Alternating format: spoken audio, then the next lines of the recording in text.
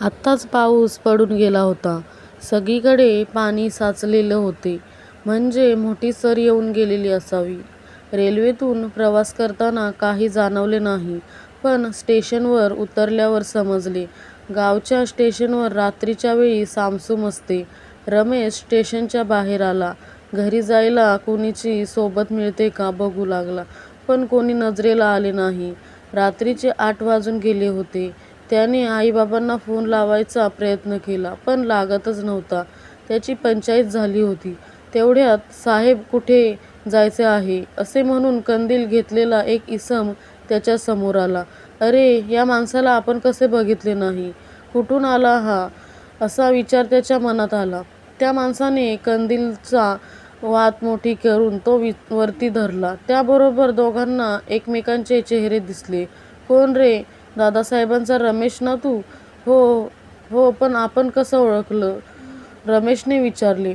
अरे, मी परसू, रंजूचा बाप. आत्ता आलं लक्षात. बऱ्याच वर्षांनी आलो गावी. पण काका, तुम्ही मला बरोबर ओळखले कसे काय? आज रंजू गेली होती तुमच्याकडे, तेव्हा आईसाहेबांनी सांगितले तुला घेऊन यायला. पाऊस आल्याने मला यायला उशीर झाला.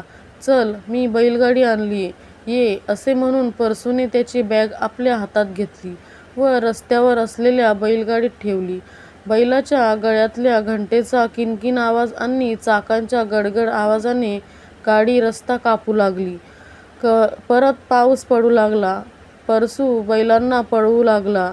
नाही म्हटले तरी परसूचे घरी येईपर्यंत पावसाचा जोर वाढला. आपण माझ्या घरी जाऊ, मग पाऊस थांबल्यावर घरी सोडतो तुला, परसू रमेशला म्हणाला आणि दोघेही चिंब भिजून परसूच्या घरात शिरले. दार ठोठावताच परसूच्या बायकोने दार उघडले.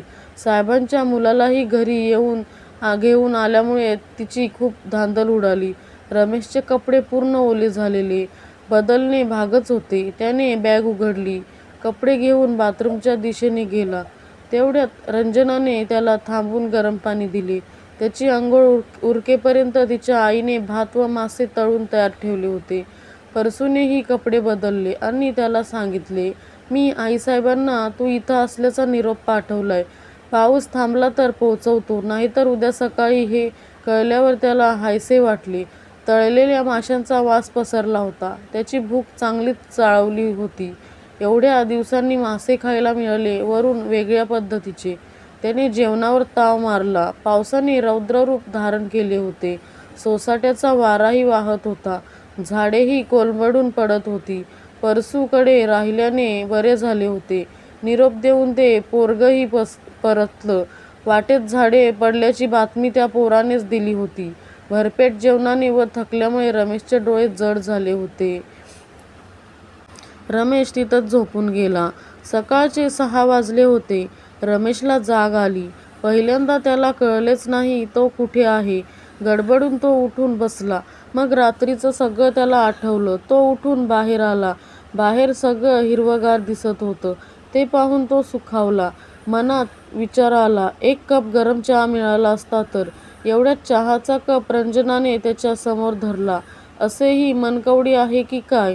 कालही आंघोळीला गरम पाणी मिळालं असतं तर, असा विचार करायला आणि तिने आणायला एकच गाठ पडली होती. त्याने सुप्रभात रंजना म्हणून तिच्याकडून कप घेतला. तिनेही त्याला शुभ सकाळ म्हटले व ती आत जायला निघाली. त्याने तिला थांबवलं. रंजना, तुझा चहा घेऊन ये, खूप बोलायचं आहे तुझ्याशी. ती हसत आत गेली व स्वतःचा चहा घेऊन आली. दोघं बाहेर गप्पा मारू लागले. खरं म्हणजे रंजना व रमेश एकाच शाळेत होते. रंजना पहिलीत व रमेश 7वीत. लहानपणापासून रंजना त्याच्याकडे जायची. सगळी मुलं खेळतात तशीच खेळायला. 7वीनंतर रमेश मोठ्या शाळेत तालुक्याला गेला, पण त्याचं खेळणं, बागडणं व अभ्यास चालूच होता. रंजनाला अभ्यासात काही अडचण आली तर तिला तो समजावून सांगायचा. रंजनाही नंतर तालुक्याला मोठ्या शाळेत जाऊ लागली. पण रमेशचं कॉलेज सुरू झालं होतं तेव्हा त्याच्या मैत्रीत थोडा फरक पडला. रंजनाही 10वीत असल्याने अभ्यासाला लागली. रमेशने इंजिनिअरिंग पूर्ण केलं व अजून पुढील शिक्षणासाठी तो फॉरेनला गेला. रंजनाला 10वीत उत्तम गुण मिळाले व तिला शिष्यवृत्तीही मिळाली. दादासाहेबांनी पण ती हुशार असल्याने पुढील शिक्षणास तिला मदत केली. आता तिने 12वीची परीक्षा दिली होती आणि त्याकरिता त्याला तिच्याशी बोलायचे होते. रंजना आता वयात आली होती. परसूची मुलगी असली तरी नाकीडोळी उजवी होती. रंग गव्हाळ आणि लांबलचक केस. कुणाचेही लक्ष जावे अशी ती उठून दिसत होती आणि अशी सुंदर बालपणीची रमेशची ती मैत्रीण होती. अभ्यासामुळे मैत्रीत थोडा दुरावा आला होता. आता 12वी नंतर तिला काय करायचे आहे हे त्याला जाणून घ्यायचे होते. रंजना, पुढे काय करायचा विचार आहे? कुठली शाखा निवडणार? अरे, 12वीचा निकाल तर येऊ दे. तो येईलच ग, पण तू काही तरी ठरवलं असशील ना? तुझा स्वतःचा निर्णय फार महत्त्वाचा आहे. दुसरं कोणी काही सांगतं असेल तरी आपण स्वतः आपल्याला जास्त आवडतं तेच करायचं असं मला तरी वाटतं. बघ, विचार कर एकदा. एवढ्यात परसू चहा पीत पीत तिथे आला. अरे रमेश बाबा, लवकरात उठलात? काय म्हणते तुमची अमेरिका? परत जाणार का तिथे? नाही काका, परत नाही जाणार. पण मुंबईत चांगल्या कंपनीत नोकरी मिळाली. पाऊस थांबलाय. मी निघतो आता घरी. थांब, समोरचा गणेश घरी पोचवेल. त्याच्या स्कूटरवरून ये आत गरम गरम थालीपीठ खायला. थालीपीठचे नाव काढताच रमेशच्या तोंडाला पाणी सुटले. न्याहारी झाल्यावर रमेशने सुटकेस उघडून एक पॅकेट रंजनाच्या हाती दिले. एवढ्यात गणेश आला. सर्वांना टाटा करून तो त्याच्याबरोबर निघाला. रंजनाने ते पॅकेट उघडले तर त्यात अत्तराची बाटली, चॉकलेट्स व तिकडचे खास दागिने होते. रमेश घरी पोचला तेव्हा पाऊस पूर्ण थांबला होता व रविराजमध्ये डोकावण्याचा प्रयास करत होता. सकाळ खूपच प्रसन्न वाटत होती. रमेशला तर कधी आईसाहेबांना भेटतो असे झाले होते. सतत 2 वर्ष तो घरापासून लांब होता. तो घरी पोचताच त्याची दृष्ट काढून व ओवाळणी करून आईसाहेबांनी त्याला आत घेतले. आईला नमस्कार करून तो आईच्या कुशीत शिरला व त्याचा सगळा शीण नाहीसा झाला. दादासाहेबही पूजा करून आले. त्याचेही तो पाया पडला. नंतर त्यांच्या गप्पा सुरू झाल्या. सारे नोकर चाकरही त्याला भेटून गेले. रमेशचे घर खूप मोठे होते. म्हणजे एक वाडाच. पूर्वी घरात लोक व नोकर चाकर खूप होते. सगळे एकत्र राहत होते. पण मुलांच्या शिक्षणाची चांगली सोय नसल्यामुळे एक एक जण पांगले. पण सणवाराला सगळे घरी येत असतात.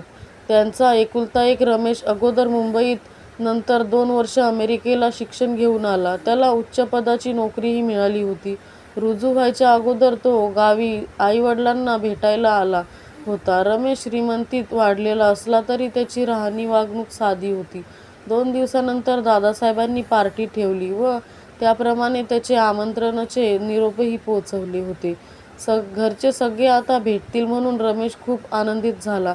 गावातली पार्टी म्हणजे शहरी लोकांसारखी नसते, तर गावी श्री सत्यनारायणाची पूजा घालतात. जवळचे खास व घरचे लोक बोलवतात.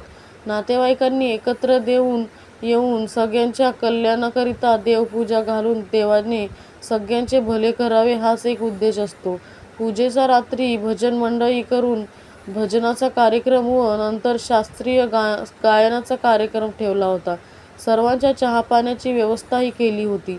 दुसऱ्या दिवशी माशाचा खास पद्धतीचा जेवणाचा कार्यक्रम. त्यात वेगवेगळ्या प्रकारचे मासे व त्यांचे वेगवेगळे पदार्थ. एक पर्वणीच असते. रमेशचे सर्व नातलग व त्याची मुले-बाळे एकत्र जमल्याने 2 दिवस खूप मज्जेत व आनंदात गेले. रमेशला लहानपणीचे दिवस आठवले. असेच घर भरलेले असायचे. घरात सगळे जमल्यामुळे घरात एक उम्मत, प्रसन्नतेचं वातावरण जाणवत. एक वेगळाच आनंद उपभोगता येतो. तसाच या 2 दिवसात त्याला मिळाला. त्याला तो आनंद दादांमुळे मिळाल्याने त्याला त्याचे आभारही मानले. आपल्या मुलाला गावचं आकर्षण असल्याने त्यांना जाणवले. शहरात जरी नोकरीधंदा केला तरी आपल्या गावाकडे अधूनमधून येत राहील याची त्यांना खात्री झाली. रमेशला संपूर्ण गावात फेरफटका मारायचा होता. त्याने दादांना विचारले. दादांनी त्याला परसू व रंजनालाही बरोबर घेऊन जायला सांगितले. आईसाहेबांनी सगळ्यांचे खाणे-पिणेही परसूकडे दिले. रमेशचे गावचे 2 मित्रही त्यांच्यात सामील झाले. भल्या सकाळी सगळी निघाले. गावची शेती, मंदिर, परिसरानंतर ते नदीकडे गेले. नदी म्हटली की गावच्या मुलांना त्यात पोहण्याची इच्छा होती. परसूसकट सगळ्यांनी पाण्यात उड्या मारल्या. रमेश थोडा घाबरला. त्याला पोहता येत नव्हते. पण नदीत पोहणे त्याला अवघड वाटले. सवय नव्हती ना. पण त्याच्या मैत्रिणी त्याला ओढून पाण्यात नेले. हळूहळू भीती कमी होऊ लागली व तोही पोहू लागला. काठावर रंजना त्याच्याकडे कौतुकाने पाहत होती. तिलाही त्याचे नवल वाटले. एवढी वर्षे बाहेर असून गावातल्या पोरांसारखा पोहत होता. तसे पाहिले तर रंजनालाही पाण्यात उतरावे असे वाटले होते. पण ती त्याच्या जेवणाच्या तयारीला लागली. रमेशने सगळा गाव बघून घेतला व मनात बरेच गावच्या भल्याकरिता मनसुबे रचले. एव्हाना त्याची व रंजनाची बरीच दोस्ती जमली होती. तिच्या पुढच्या शिक्षणाची काळजी त्याला वाटू लागली. कारण तिच्या आईवडिलांना तिचे आणखी शिक्षण नको होते. रमेश गावी असतानाच तिचा 12वीचा निकाल लागला. त्यातही तिला 97% गुण मिळाले. तिचे पालक तिला पुढे शिकवायला तयार नव्हते. पण रमेशने त्यांना समजावले व पुढच्या शिक्षणाकरिता तिला पुण्याला कर्वे संस्थानच्या वसतिगृहात प्रवेश मिळवून दिला आणि तो स्वतः मुंबईत आपल्या कंपनीत रुजू झाला. 1-2 महिने होतच असतात तेवढ्यात त्याला वरिष्ठ अधिकाऱ्याची जागा मिळाली. राहायलाही कंपनीचे घर मिळाले. आईसाहेबांना राहावलं नाही. एका नोकराला घेऊन त्या मुंबईला आल्या. सगळा संसार मांडून गणू नोकराला रमेशच्या दिमतीला ठेवून त्या परतल्या. परसू व बाकीच्या 4 लोकांना हाताशी धरून रमेशने गावात नारळ व नारळाच्या झाडापासून तयार होणाऱ्या उत्पादनाचा कुटीर उद्योग सुरू केला. तिथल्या काही लोकांनाही कामे मिळाली. तो मध्ये जाऊन देखरेख करत होता. 2-4 वर्ष झाली. रंजनाने पदवी घेतली व त्याचबरोबर तिने IASC च्या सगळ्या परीक्षा दिल्या आणि ती ऑफिसर होऊन कोकणात गेली. जी रमेश व रंजनाने गावाकरता स्वप्न पाहिली होती ती सफल व्हायची लक्षणे दिसू लागली. आता रंजना कलेक्टर झाल्याने आपल्या गावाकडे जातीने लक्ष देत होती व त्यामुळे गावाचीही खूप प्रगती झाली. नदीचे पाणी नळाद्वारे प्रत्येक घरात पोहोचवले. रस्ते, वीज, गॅस, शाळा, कॉलेज हे सर्वांसाठी उपलब्ध धरून दिले. तर शेतकरी लोकांना बी-बियाणे, शेतीची अवजारे, खत-पाणी या सगळ्या सुखसोयी झाल्यावर लहान मोठे कारखानेही उभारले गेले. रमेश व रंजनाने संपूर्ण गावाचे रूपच पलटले. जे लोक गाव सोडून गेले होते ते परत गावी येऊ लागले. थोड्याशा कालावधीत रमेश व रंजनाच्या कर्तबगारीने त्यांचा गाव नंबर 1चा झाला. सरकारने डिस्ट्रिक्ट लेव्हलवर गावाला पुरस्कार प्रदान केला व रमेश व रंजनाचाही सत्कार केला. आईसाहेब लग्नाकरिता रमेशच्या कधीपासून मागे लागल्या होत्या. मोठमोठ्या श्रीमंताच्या मुली त्याला सांगून येत होत्या. पण तो आईला काहीच उत्तर देत नव्हता. मग वडिलांनी त्याला विचारले, तुझी कोणी आहे तर तसं सांग. तरी तो काही बोलला नाही. खरं पाहिलं तर लहानपणापासून त्याला रंजना खूप आवडत होती. सर्व मुलीत तिचं वागणं वेगळं होतं. ती अभ्यासातही हुशार होती. आपल्यासारखे तिलाही खूप चांगले गुण मिळावे म्हणून तो तिला अभ्यासात मदतही करत होता. तिचं जवळ असणं त्याला बरं वाटत होतं. नंतर कॉलेजकरता तो तालुक्याला गेला. त्याचा अभ्यास वाढला. उच्च शिक्षणाकरिता मुंबई व नंतर अमेरिकेला गेला. भेटीगाठी बंदच झाल्या होत्या. तरी बऱ्याच वेळी तो एकटाच तिच्याशी संवाद साधायचा. असे का होते त्याला कळत नव्हते. तिच्या मनात काय आहे हे त्याला माहीत नव्हते आणि तिला विचारण्याचे धाडस त्याच्यात नव्हते. 2-4 वर्षे गावच्या विकासासाठी त्या दोघांनी घालवली. कामकाजाकरता दोघं खूप वेळा जवळ आली. पण गावच्या विकासाचे ध्येय होते व नितळ मैत्रीच्या नात्याने ते वागत होते. त्याला तिला विचारावं असे बऱ्याच वेळी वाटले पण संधी मिळालीच नाही. आईसारखी लग्नाची गोष्ट काढते तेव्हा आपण रंजनाला विचारावं असं वाटलं. आता दादांनी त्याला विचारले, तुझी कोणी असेल तर सांग. वाटलं त्यांना सांगावं पण पंचाईत होती. रंजनाला कौल माहीत नव्हतं रंजनाचं. तो जाणून घेण्याचं त्याने तिला फोन लावला आणि सांगितलं, एका महत्त्वाच्या कामासाठी भेटायला तुझ्या ऑफिसमध्ये येतोय. फोन बंद केला व तो निघाला. त्याला पाहून तिने विचारले, का एवढ्या घाईत? फोनवर का नाही सांगितलं? थांब, मला थोडं पाणी पिऊ दे.